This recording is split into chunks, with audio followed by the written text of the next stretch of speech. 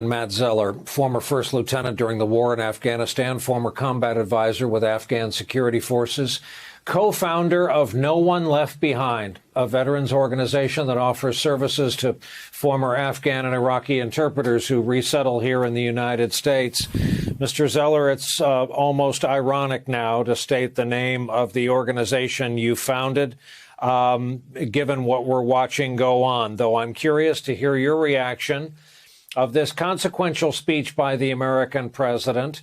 Didn't run from it. He owned it. He owned his decision. He owned the fact that, as he put it, the buck stops with him. I hope he gets to own their deaths, too. I feel like I watched a different speech than the rest of you guys. I was appalled. There was such a profound, bold-faced lie in that speech. The idea that we planned for every contingency. I have been personally trying to tell this administration since it took office. I've been trying to tell our government for years that this was coming. We sent them plan after plan on how to evacuate these people. Nobody listened to us. They didn't plan for the evacuation of our Afghan wartime allies. They're trying to conduct it now at the 11th hour. The thing that they were most concerned about was the optics of a chaotic evacuation. Well, they got exactly what they were most concerned of by failing to do what was right when we could have done it. We had all the people and equipment in place to be able to save these people months ago, and we did nothing.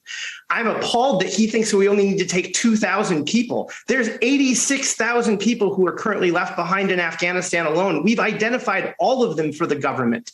I have no idea why he claims that people don't want to leave Afghanistan. I have a list of 14,000 names right now of people who want to get out of Afghanistan. And the idea that the Afghan military should be blamed for this. Do you know how many casualties the Afghan military took in an average year? More than the United States did in 20. When you're not getting paid on a regular basis, when you're not getting fuel, when no one is supplying you with ammunition, and yet you're still showing up to the fight, how dare us for having to blame these people for not having the audacity to be able to survive a Taliban onslaught? No. What we need to be doing right now, and what I am appalled that the president didn't say, was we need to be talking about how we're going to get every single one of these people out. Because let's be abundantly clear. People like me looked these people in the eye and made them a promise. We promised them that in their time of need, we would take care of them. How do you ever expect anyone to ever trust us again if we don't do that now while we can? And I'm sick and tired of trying to defer to the Islamic Emirate of Afghanistan on what we're going to do. We're the United States of America. They're terrified of us. I have Afghans on the ground right now who are telling me they're going door to door in Kabul and they're making lists of people who used to work with us. They're telling them with smiles on their face, evil smiles, that they're going to be back from them once we leave. So we either take them now or these people are going to die. I've been trying to tell anyone who will listen. This is a never again moment in the making. This is an administration that seems to be a profound champion and defender of human rights. Well, sometimes human rights have to be defended at the barrel end of a gun. The Taliban are a modern version of the Nazis. And if this was Dresden, do you think if this was Dunkirk, do you think British, yachting pilots, the British captains that were sailing their boats heroically into Dunkirk, do you think they were asking on the beaches if the people they were picking up were Brits or French? Or do you think they were just trying to get people away from the Nazis? Every Afghan we leave behind is going to be left behind to a horrible existence. And if we don't take them now while we can, that is as much on us as it is on the Taliban, who will hang or behead them. Matt, our friend Paul Rykov tweeted a couple hours ago that 6,000 troops are not adequate to do what you just described, which hopefully is still the mission of this administration. Tell me what the operation looks like if adequately staffed and funded. I've been saying for a very long time we need to send the entirety of the 82nd Airborne back in. We're sending it seems to be a small fraction of it thus far. We probably need to send the 2nd Marine Expeditionary Force. These are 2 units that we keep on 48-hour recall. We should be retaking every single airfield that we just gave up. Look, I know this sounds ridiculous and it's not politically feasible, but these are our people. We made these people a promise. The Taliban are now actively killing them. And if we don't take them, they're going to die. And that's the thing is we have the means to do this. We have just simply lacked this entire time the courage and conviction to do the right thing. And I am not going to sit and listen to a president that I voted for. I was happy that this man took office. I'm now appalled at that speech. I'm not going to sit here and have him lie to the American people. We did not plan as a government for this contingency.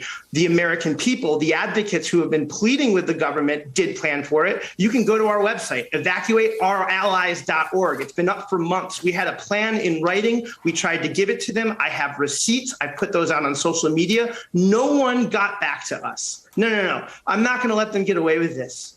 We have to take these people. If we don't take these people now, they're going to die. I'm sick and tired of. I got an email today from a man named Masri Sharif. The extent of the email is this. He said, I want to write you and thank you for all the efforts that you've tried to do to get us out of here. We're going to die now, and that's okay. We're resigned to it. But I just want to let you know that I still love the American people. I'm still thankful for the service that I gave to the United States. And I want to thank you for a good 20 years and for caring about us, and hope that we somehow make it through this. But we probably won't. We're going to die. I'm sick and tired of receiving those messages. Those people are still alive. We can still go and get them.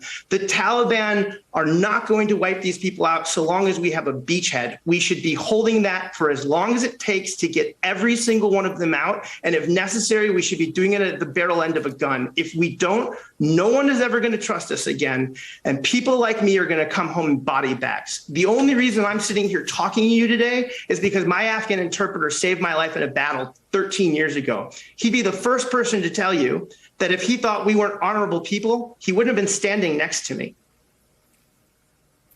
He killed 2 people in a firefight who were about to kill me. If that's the type of support of the people that we're now abandoning, how is it that my service is any much more valuable than theirs? Because I won the birth lottery? These people went on to the next unit and the next mission time and time and time again. And how dare us to even contemplate leaving them behind to, again, what I consider to be a modern equivalent of the Nazi party. You know, your Richard was talking about how life is going back to normal in Kabul. The one thing he wasn't talking about is there aren't women anymore. They don't have rights in the Islamic Emirate of Afghanistan. They don't have a future. Matt, what is the response on the other end of the phone? Obviously, you make an extraordinarily devastating case for saving the people who saved you and all of your former colleagues. What is the response? What did they say to you? They forgive us for abandoning them. And I can't forgive myself. And I'll never forgive my country for doing this. I know exactly what every Vietnam veteran has been warning me about now. I'm going to live with a moral injury for the rest of my life. Do you know how many members of my unit have called me in the last 24 hours talking to me about whether or not any of this was worth it and how they're struggling? You know, the one thing that's going to save us from that moral injury? Saving these people while we still can. We can save as many of them as we can put our hands on. The Taliban are not going to stand in the way of us. They're terrified of us. They might not have been afraid of the Afghan government, but they're absolutely afraid of us. We should be using every asset we have to save these people. We're never going to get another opportunity again. Jason Crow has been working on this issue for a long time. Have you been invited to meetings at the White House, or have you worked with other policymakers on this? So thank God for Congress. You know, you want to talk about bipartisan solutions. On May 17th or May 18th, there were 30 members of the Senate, 15 Republicans, 15 Democrats, people like Patrick Leahy and Ron Johnson. I don't know of another issue that these two people agree on, but they all sent a letter to the president. Point number 7 on that letter, by the way, urges them to begin the immediate evacuation. This was in May, of our Afghan wartime allies. Congressmen Crow, Moulton, Galeo, Kinzinger, Pete Meyer, you name it. They've all said the same thing in the House, that we needed to start evacuating these people around the same time. Congress has been great. We built this administration a bipartisan solution to get this done. This administration, however, has never responded to a single request that any of us have made to meet with them. You can go, I just put it on social media a couple hours ago. You can see as late as July, once they finally had stood up a task force, we were emailing that task force saying we have a list of everyone that they're now currently trying to identify.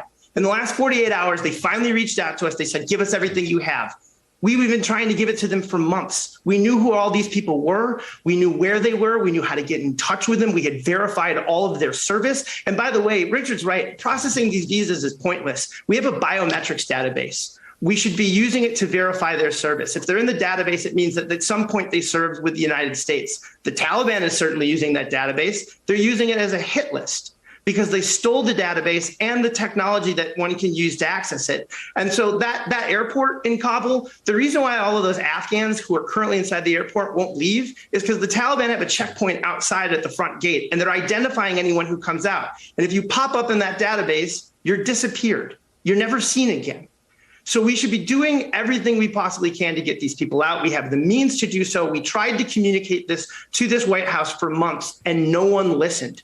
No one responded to our emails. No one responded to our phone calls, our social media posts, the various white papers. You can Google my name. See how many op-eds I've written on this. I literally wrote on the 2nd of April, when collapse comes in Kabul, it'll happen faster than DC can respond. Given Afghanistan's unique position in the world, we are going to need to conduct the largest airlift since 1948 to save these people. We have been screaming this for months. No one listened.